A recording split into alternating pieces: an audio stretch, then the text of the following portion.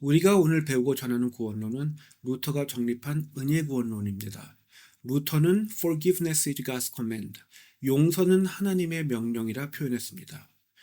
우주의 창조자에 반역한다는 우주적 죗값을 갚을 길이 인간에게는 없기 때문에 궁극적으로 구원은 인간의 회개가 아니라 하나님의 절대 주권에 달려 있습니다.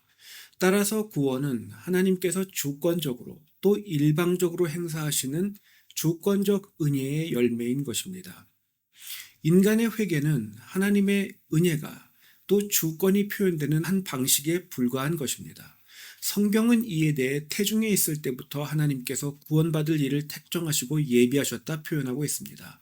따라서 세계 선교의 중심 메시지가 된 루터의 은혜 구원론, 즉 오직 그리스도를 믿는 믿음을 통해 하나님의 주권적 은혜로 받는 구원, 짧게 말해 은혜 구원은 또는 칭의 구원은 하나님의 주권을 중심으로 성경을 해석할 때 비로소 깨달을 수 있는 교리입니다.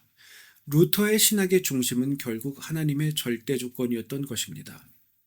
하나님의 주권은 또한 초대교회 어거스틴부터 루터까지 일관적으로 계승되는 기독교 신학의 핵심입니다.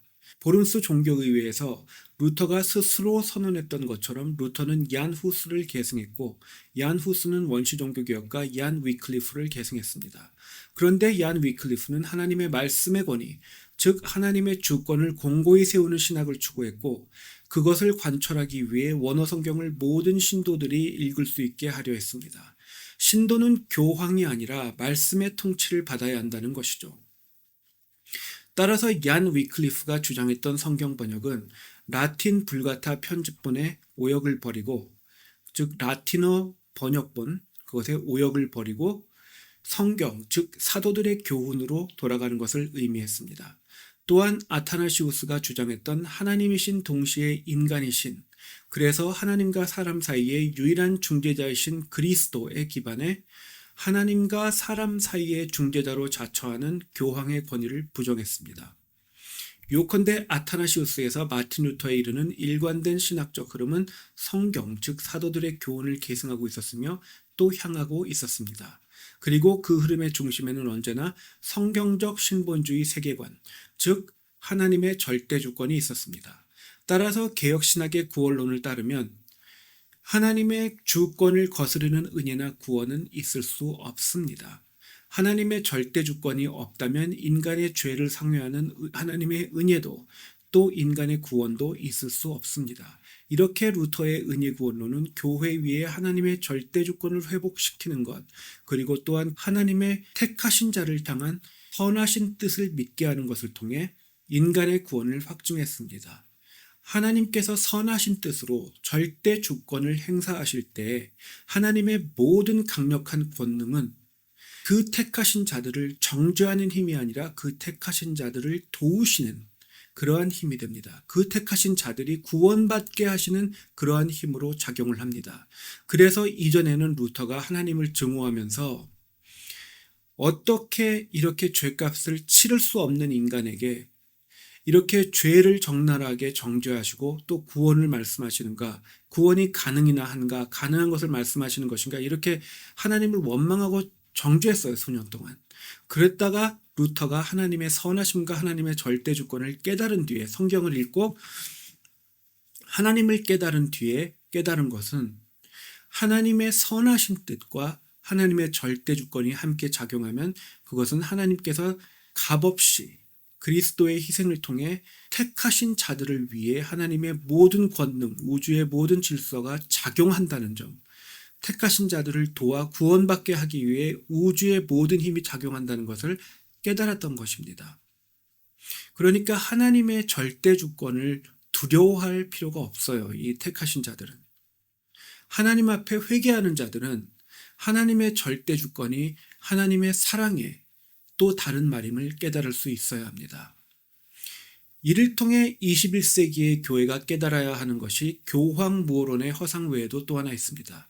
모든 것을 은혜로 덮는다 주장하여 명해진 대로 하나님의 말씀을 기준으로 분별하는 것을 되려 정죄하고 마치 하나님의 심판이 임하지 않을 것처럼 말하는 것, 즉 은혜 만능주의는 반성경적이고 이단적인 관점이라는 것입니다.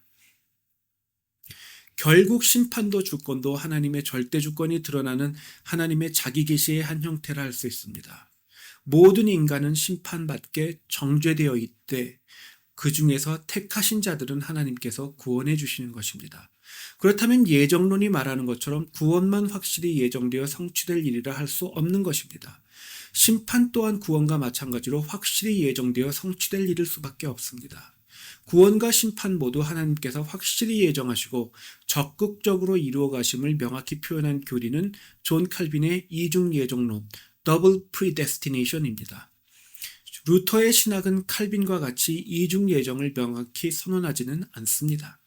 그러나 아타나시우스에서 원시 종교개혁가들을 거쳐 루터까지 이르는 신학적 흐름 안에 하나님의 절대 주권을 명확히 선언하는 이중 예정론은 점진적으로 명확해지고 있었으며 칼빈에 이르러 명확히 선언된 것입니다. 다른 말로 하면 루터의 신학은 하나님의 절대 주권을 명확히 선언하는 이중 예정론의 기반이 되는 일중 예정, 그러니까 예정론을 보다 명확히 했다. 이중 예정론의 기반을 제공했다 할 수 있습니다. 그래서 구원으로 예정된 자들이 스스로를 자각하고 하나님께 예배와 찬송, 영광을 올려드리도록 하기 위해 루터는 교황에게 직접적 반기를 들었던 순간 이후, 그러니까 보름스 종교의회에서 나는 후샤이트다, 나는 후스의 후예다 이렇게 선언한 이후 교황이 가장 싫어하고 혐오하는 일에 매진했습니다. 성경 번역입니다.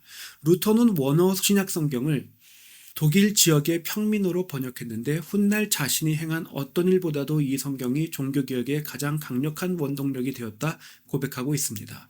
실제로 독일어와 영어로 번역된 성경은 독일 지역이 교황청의 권위를 부정하게 했고 영어 문화권에서는 예배의 부흥을 야기했습니다. 하나님의 말씀이 혁명을 주도하여 백성 위에 주권과 은혜를 다시 세우고 예배를 회복하여 하나님께 영광이 올라가게 한 것이며 그 과정에서 라틴 불가타 편집본과 교황청의 권위, 교황 무호론, 교회의 덕을 쌓는 인간의 행위로 받는 구원, 은사를 중심 잡는 신비주의가 꺾였습니다. 또한 말씀 중심의 신학을 추구하게 하여 아리스토텔레스의 철학 이론을 차용해 교황권을 정당화했던 토마스 아퀴나스의 철학적이고 추론적인 신학과 로마 카톨릭 교회의 다원적인 신학의 학풍이 꺾였습니다. 다음 영상에서는 루터의 신학적 쾌거에 대해서 계속 살펴보겠습니다.